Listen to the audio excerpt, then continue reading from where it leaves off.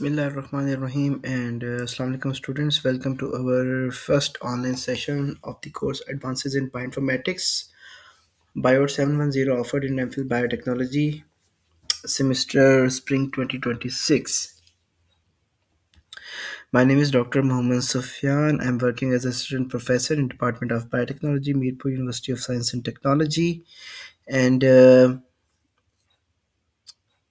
course Bioinformatics is very much demanding these days. कैसे आप समझें कि आपने एक कोई भी प्रोजेक्ट तैयार करना है, ये लेट से कोई कंस्ट्रक्शन करनी है, ठीक है।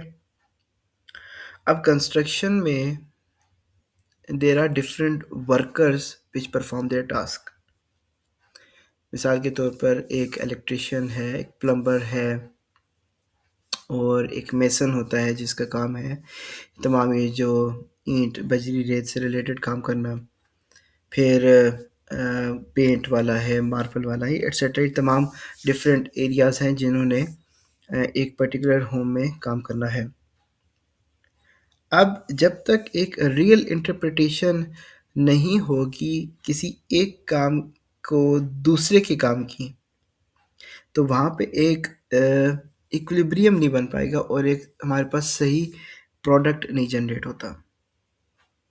यानी कि we need to have a medium where we can effectively convert or transform one kind of work into another so that जो blending होगी, जो एक कंजोर्शन बनेगा रिजल्टेंट, वो उसमें एक परफेक्शन हो।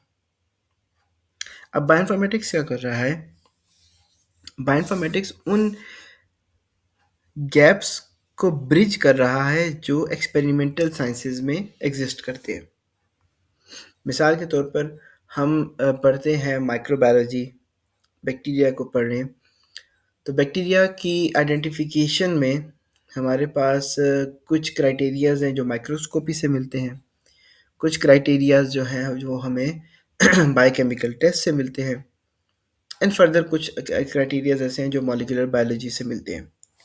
बट ये जो 3 डिफरेंट क्राइटेरियाज़ हैं, ये किसी एक स्ट्रेन, एक बैक्टीरिया के ऊपर तो हम फोकस कर पाएंगे, लेकिन जब हमारे पास number of strains, number of bacteria samples increases to hundreds and thousands and millions, तो हम इस डेटा की इंटरप्रिटेशन और एनालिसिस किस तरीके से करेंगे, प्लस जो इनमें सिमिलैरिटीज़ होगी और जो डिफरेंसेस होंगे उनके लिए हमारे पास क्या मीडियम होगा इस चीज़ को समझने के लिए।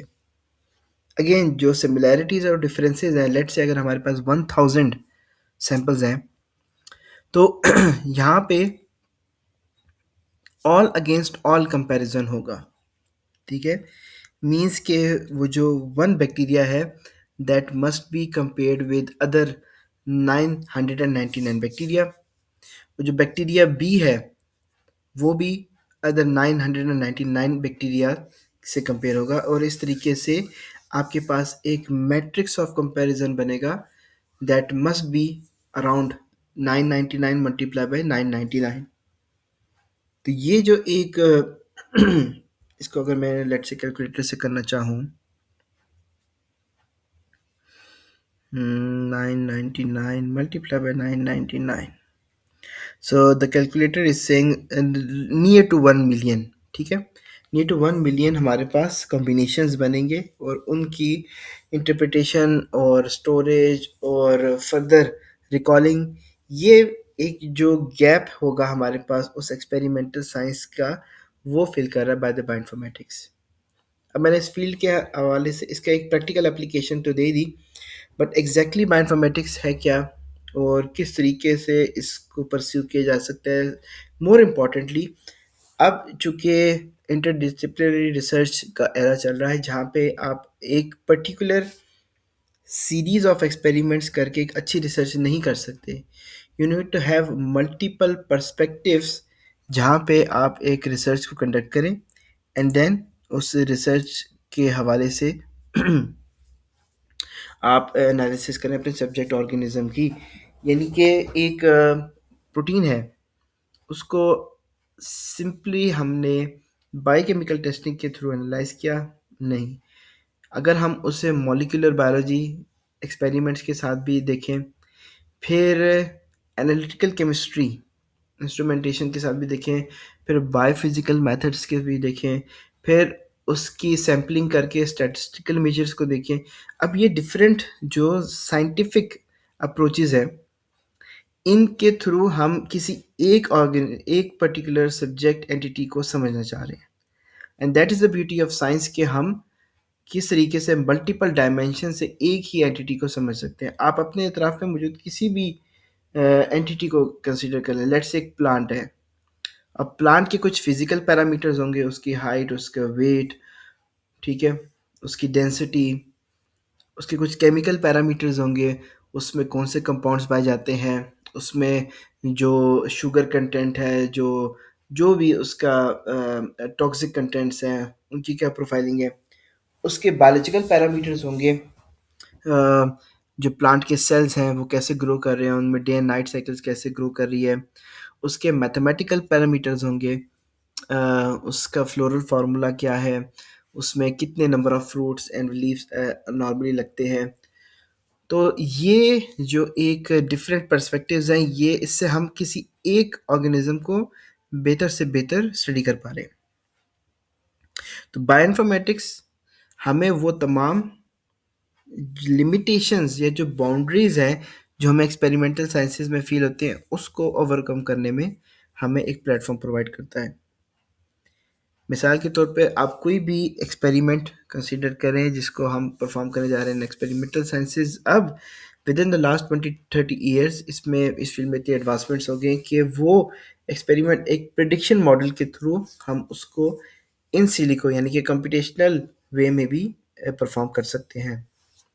तो ये चीज़ के बायोइन्फॉर्मेटिक्स हमें वो एवेन्यूज़ परफॉर्म करता है जो कि नीड ऑफ द डे है, बिल्कुल मॉडर्न साइंस के रिलेटेड हैं, चैलेंजिंग है, इसमें एडवांसमेंट्स हो रही हैं। और ये कि की जो प्रैक्टिकल अप्रोच है वो आपके रिज़ल्ट ओरिएंटेड इतनी ज़्यादा है कि हमारे पास वो एक्सपेरिमेंटल रिस्ट्रिक्शंस नहीं रहती। तो ये सिनेरियो एक भी मैंने दिया, आपको बताया बायोइन्फॉर्मेटिक्स का। एंड इस फील्ड के बारे में यकीनन हमारे कुछ स्टूडेंट्स तो हमारे साथ बीएस कोर्स कर चुके हैं, उनको इंट्रोडक्शन टू बायोइन्फॉर्मेटिक्स के बारे में पता है। But there are also some student जो कि बीएस बायोटेक्नोलॉजी या इस तरह का बैकग्राउंड नहीं है, तो फर्स्ट टाइम वो एमफिल बायोटेक्नोलॉजी में इस फील्ड के बारे में पढ़ेंगे। तो उनके लिए मैंने कहा कि let start from the Google के बायोइन्फॉर्मेटिक्स के बारे में गूगल क्या कहते हैं। तो गूगल साहब कहते हैं कि ये एक इंटरडिसिप्लिनरी फील्ड है which merges the biology, computer science, mathematics, and statistics to analyze and interpret the large-scale biological data such as the DNA sequences and protein structures. हमारे पास इसका जो फाइनल की प्लेयर है जिसके ऊपर हमने तमाम स्टडी एनालिसिस करनी है, that is the DNA and more importantly nucleic acid and protein या अमीनो एसिड। ठीक है, बायोमोलिक्यूल्स सेल में जो होते हैं there are 5 types: proteins, lipids, carbohydrates, nucleic acid, and the most important water. But water एक मोनोमेरिक फॉर्म में हमेशा एग्जिस्ट करता है। इसकी मोनोमेरिक एग्जिस्टेंस ही इन तमाम बायोमोलिक्यूल्स की फंक्शनैलिटी को परफॉर्म करती हैं। तो water as a separate entity biomolecule में देखा जाता है।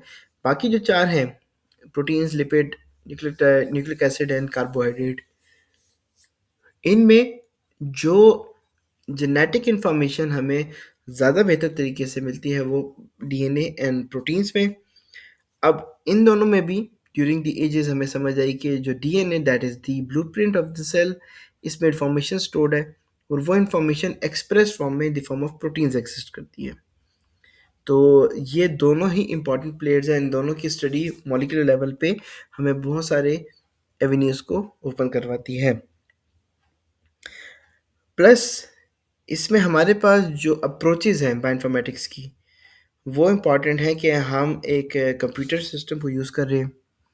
वो कंप्यूटर सिस्टम ऐसा जिसमें अच्छी स्टोरेज हो, अच्छी रैम हो, एक हाई कनेक्टिविटी इंटरनेट हो, तो ये एक हमें प्लेटफ़ॉर्म देगा कि हम एक अच्छी बायोइन्फॉर्मेटिक रिसर्च कर सकें। एडवांस्ड बायोइन्फॉर्मेटिक रिसर्च पे हमारे पास ये तमाम फैसिलिटीज़ के अलावा एक ऑपरेटिंग सिस्टम ऐसा जो कि ओपन सोर्स हो एंड कस्टमाइजेबल हो एंड प्रोग्रामिंग लैंग्वेज compatible हो। तो that is not Windows but that is the Linux. और लिनक्स में वो ऑपरेटिंग सिस्टम है जो हमें मेजॉरिटी बायोइन्फॉर्मेटिक सॉफ्टवेयर्स को रन करने में हेल्प करता है। और प्रोग्रामिंग लैंग्वेजेस में भी हमारे पास डिफरेंट ऑप्शंस हैं। We have Python, we have Perl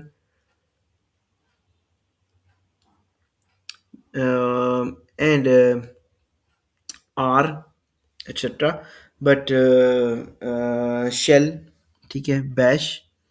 तो ये तमाम डिफरेंट ऑप्शंस हमें प्रोवाइड करते हैं कि हम बायोइन्फॉर्मेटिक के एनालिसिस को अच्छे से अच्छे समझ सकें, पढ़ सकें। Till now we have 7 students. Um, तो but in total I think आप लोग 13 है। So now we have 8 students.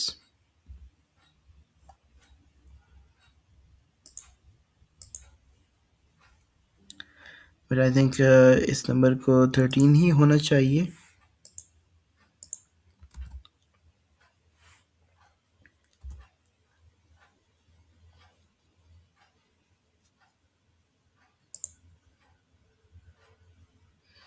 चलिए देखेंगे कि कौन से स्टूडेंट मौजूद नहीं है, तो then we will make sure कि वो स्टूडेंट भी रेगुलरली हमें ज्वाइन करें।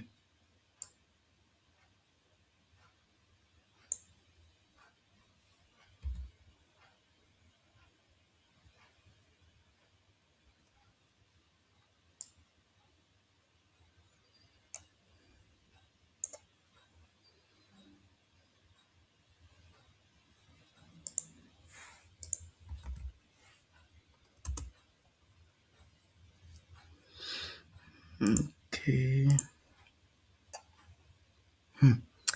सो बायोइन्फॉर्मेटिक्स, ठीक है। अब एक तो ये कि इस कोर्स का ऑब्जेक्टिव जिस तरह अपने फॉल 25 सेमेस्टर में भी देखा, हम कोर्स के बेसिक चीज़ों को समझते हैं, पढ़ते हैं, उसकी ब्रांचेस, उसकी एट्सेट्रा। बट इसके साथ साथ हमारे पास उसकी प्रैक्टिकल एप्लीकेशंस या एप्लीकेशंस इन रिसर्च भी हमारे लिए जानना ज़रूरी है, ठीक है। तो लेट्स सी कि अगर मैं इस वक्त गूगल करूं बायोइन्फॉर्मेटिक्स इन रिसर्च, तो ये हमें क्या बताता है। तो ये डिफरेंट एरियाज़ बता रहा है कि इस बायोइन्फॉर्मेटिक्स की किस किन किन एरियाज़ में एप्लीकेशंस हैं, ठीक है। Genomics and sequence analysis, structural bioinformatics, drug development, systems biology, agriculture research, clinical research, ठीक है। सो ये वो तमाम एरियाज़ हैं जो कि more related to experimental researches हैं एंड इनमें डेफिनेटली देर आर अपॉर्चुनिटीज़ जहाँ पे हम बायोइन्फॉर्मेटिक्स को स्टडी कर सकते हैं। एक और कई सारी एडवांटेजेस में से एक एडवांटेज ये कि like for experimental sciences, because मैं इस फील्ड में लास्ट 2011 से करें तो 15 ईयर्स से हूँ। सो डेफिनेटली मैंने इस फील्ड को बाय चॉइस सिलेक्ट रखा और इसी में अपना करियर परस्यू किया। तो इसमें क्या आपको एडवांटेजेस मिलते हैं कि हम किसी सब्जेक्ट ऑर्गेनिज्म के बाउंड नहीं है, हम किसी प्रोटीन या एंजाइम के बाउंड नहीं है। आपके जहन में कोई आइडिया है, आप किसी चीज़ पे काम करना चाह रहे हैं, then you can start from that particular instant. Experimental sciences में आपको दिखेगा कि कोई एक स्पेसिफिक रिसर्चर है जो एक स्पेसिफिक एंजाइम ऑफ कैटेगरीज पे काम कर रहा है, या फिर स्पेसिफिक प्लांट्स पे काम कर रहे हैं, स्पेसिफिक बैक्टीरिया पे काम कर रहे हैं, एंड देन होल करियर में वो उन्हीं चीज़ों के ऊपर फोकस रखते हैं। बट हमारे पास इस रिसर्च ग्रुप में स्टूडेंट्स आते हैं जो कि प्लांट्स पे काम करते हैं, बैक्टीरिया पे भी, फंगस पे भी, ह्यूमन सब्जेक्ट पे भी।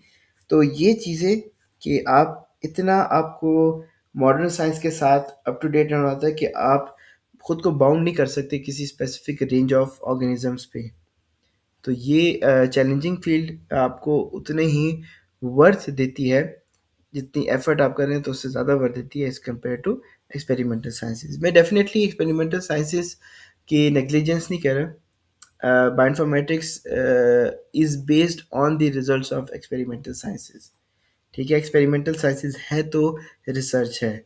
बायोइन्फॉर्मेटिक्स उन एक्सपेरिमेंटल साइंसेज के रिजल्ट के ऊपर एक प्रिडिक्शन बेस्ड मॉडल ओरिएंटेड एक साइंस है। तो एक्सपेरिमेंटल साइंसेज नहीं होगी तो प्रिडिक्शंस नहीं होंगे, एंड देन डिनोवो चीज़ों का तो हम एग्जिस्ट कर सकते हैं कि इनकी इतनी प्रैक्टिकल इम्प्लीकेशन नहीं होती जितनी एम्पेरिकल ऑब्जर्वेशन की होती हैं। ठीक है, तो but need of the time ये है कि हमारे पास एक्सपेरिमेंटल डेटा बहुत हो गया है, and now we need to have a meaningful information out of those experimental data. ठीक है, meanwhile if you have any questions you can ask in the chat box of this Google Meet.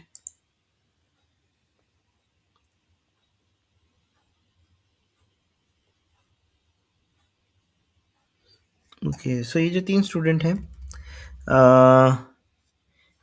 ये अपना अगर किसी तरीके से issue बता दें ग्रुप पे, एमफिल वाले ग्रुप पे कि क्यों नहीं है, तो वो फिर कोशिश की जाएगी कि उस इशू को नेक्स्ट टाइम क्लास टाइमिंग में अगर कुछ चेंजेस हैं या कुछ और मेजर्स हैं, बट चूँकि डेफिनेटली क्लास तो सब बच्चों ने अटेंड करनी है, तो इसलिए इसको भी सीरियसली हमें लेना पड़ेगा।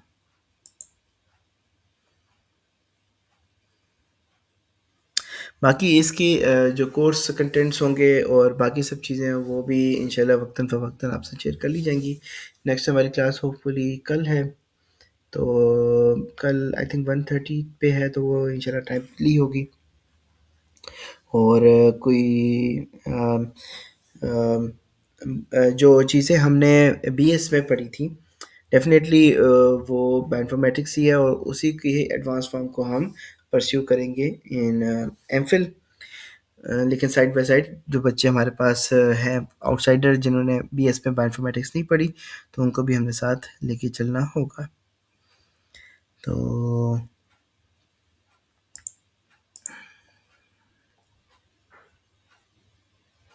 डेफिनेट टर्मिनोलॉजीज इसमें आएंगी जो कि हम आहिस्ता आहिस्ता समझेंगे, और आई वुड बी एक्सपेक्टिंग कि इस कोर्स का एंड प्रोडक्ट एटलीस्ट तमाम आप जो स्टूडेंट्स हैं वो मिनिमम इसको 3 CGPA से तो क्लियर करें, 3 GPA से। ठीक है, 3 GPA is a very good GPA, and 100 में से 65 मार्क्स पे ही बनती है, तो ये एक मिनिमम।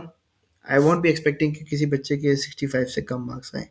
ठीक है, नेक्स्ट आपका टारगेट होना चाहिए इसमें आप 4 GPA लें, दैट इज़ 80, तो ये अच्छी बात है, बट 65 से मिनिमम तो सोचेगा भी नहीं। Secondly I would be expecting कि आप इस फील्ड में या तो ख़ुद को इतना स्किल करें by practicing the tools and databases कि आप इसको इंडिपेंडेंटली अपनी एक्सपेरिमेंटल रिसर्च में जो आगे चल के आप सेलेक्ट करेंगे डिफरेंट आप डोमेन्स हैं, नैनोबायोटेक है, मॉलिक्यूलर बायोलॉजी है, प्लांट साइंसेज है, एंजाइमोलॉजी है, इंडस्ट्रियल है, ये तमाम डिफरेंट रिसर्चेज जो हमारे डिपार्टमेंट में हो रही हैं, तो इसमें आप जाते हुए आप उन बायोइन्फॉर्मेटिक्स के टूल्स एंड डेटाबेस को इंडिपेंडेंटली भी यूज़ कर सकें। या फिर इट्स अगेन ऑप्शनल कि आप समझते हैं कि आपके पास ज़्यादा एफर्ट अपॉर्चुनिटी है या ज़्यादा टाइम दे सकते हैं, तो आई वुड बी एक्सपेक्टिंग कि आप रियल टाइम में ही आप इस पे कुछ प्रोजेक्ट करें और एक पब्लिकेशन कर सकें। बट डेफिनेटली जो पब्लिकेशन है वो that requires time, that requires effort, that required thinking process. इसमें अब एक जो बीएस पे प्रैक्टिकल्स होते थे हम उससे आगे निकल आए हैं। उसमें क्या होता था कि आपको एक डायरेक्शन दी जाती थी, उसके साथ-साथ आपको प्रोटोकॉल दिया जाता था कि आप पहले ये स्टेप करें, फिर ये स्टेप करें, फिर ये करें, एंड देन जो रिज़ल्ट आता है उसके बेस पे हम उसको नोट डाउन कर लेते थे। बट बायोइन्फॉर्मेटिक्स में या किसी भी रिसर्च में you first learn the techniques, and then आपको एक रिसर्च ऑब्जेक्टिव दिया जाता है, और उसको फुलफिल या अचीव करने के लिए यू डिज़ाइन योर मेथोडोलॉजी, कि आप खुद से उसको डिज़ाइन करते हैं, देन यू फिगर आउट कि विच टूल और technique to be utilize where. ठीक है, तो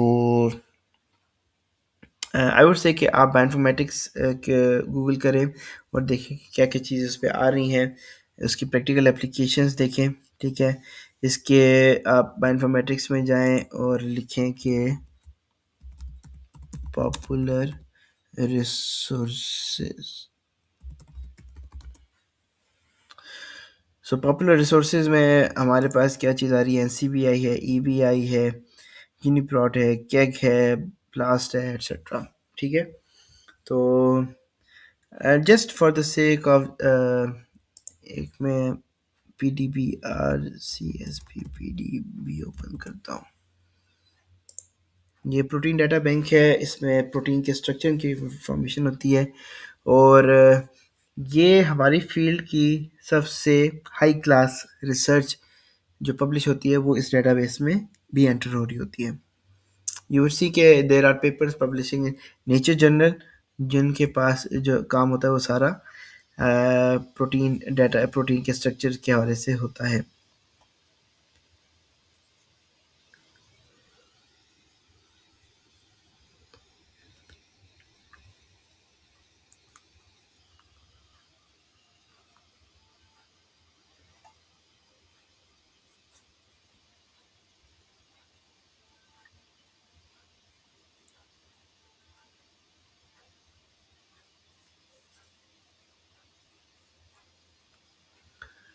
तो this is a molecule of the month. इसको ओपन करते हैं कि इसमें ऐसा क्या चीज़ है, ये क्या प्रोटीन है।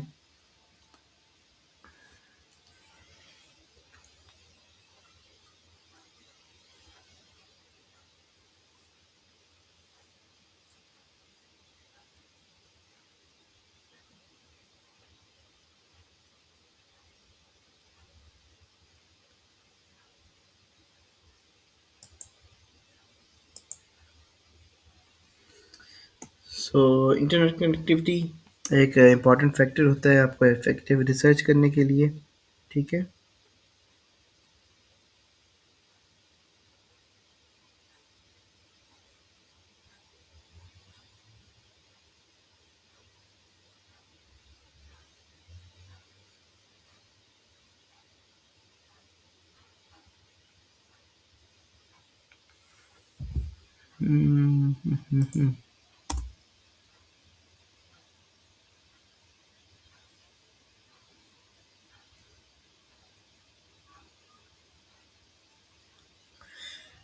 So what's the PDB ID of this AIDS epidemic, ये एचआईवी वायरस का स्ट्रक्चर है।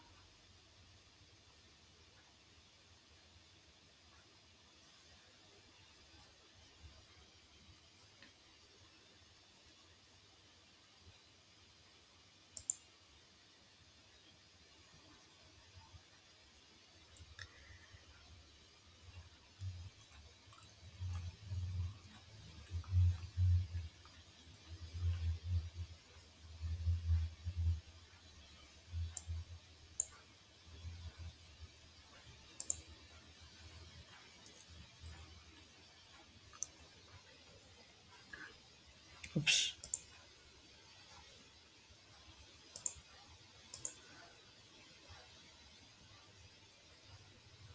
Now this system is requiring some time, तो इसको चले हम नेक्स्ट क्लास में देख लेंगे। ठीक है, बट पीडीबी डेटाबेस को एज्यूम कि आप अच्छे से देखें and very informative resource for protein structure data.